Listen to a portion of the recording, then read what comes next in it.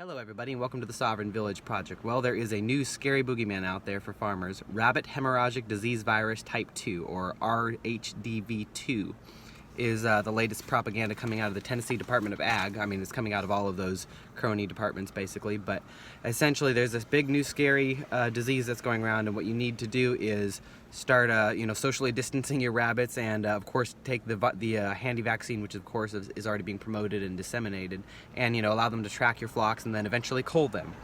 It's very interesting that they go after the small type of varieties of animals first. We've seen the avian flu propaganda, and now we're seeing the rabbit ones, because chickens and rabbits and ducks, those are the smallest, most accessible livestock to beginning homesteaders, and so they're really the key to self-sufficiency for a lot of people. So it makes sense that those are what they attack first. And we've seen how this plays out in China, where they slaughtered most of their swine herds over swine flu, and in England, where they come in and they take people's even pet chickens and they slaughter them because of possible exposure.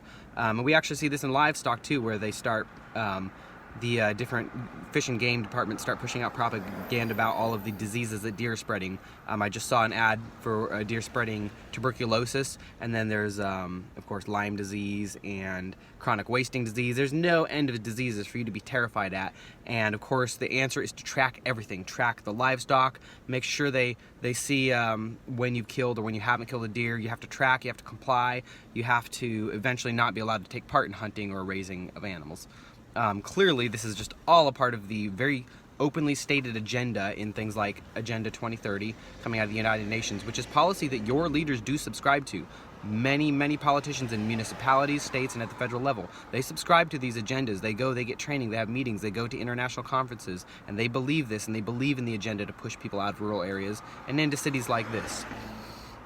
So it should go without saying to this group, I don't think anybody needs education here for the folks that watch this channel, but needless to say, do not comply with any of this.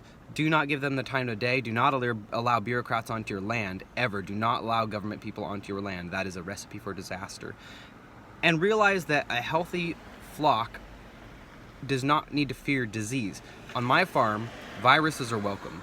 Insects, including pests, are welcome. Weeds are welcome. Everything is welcome on my farm. I want diversity. And if a friend of mine gets this hemorrhagic fever in their rabbits, I'm going to buy that rabbit from them, and I'm going to put it with my rabbits so that any rabbits that are susceptible to it will die. And that means that the rest of my breeding stock will now be immune. And I will sell it. I will market it that way. This is immune breeding stock. I want diseases. I want myself, and I want my animals. I want all of us to have strong immune systems and exposure to nature. I live in nature. I accept nature. I accept the costs and the benefits. So just want to encourage everybody to really have a dose of reality and really be very discerning when you view anything from a government or an academic source, because they essentially all serve the same masters and they don't serve you. In the meantime, y'all, stay safe, be well, and happy homesteading.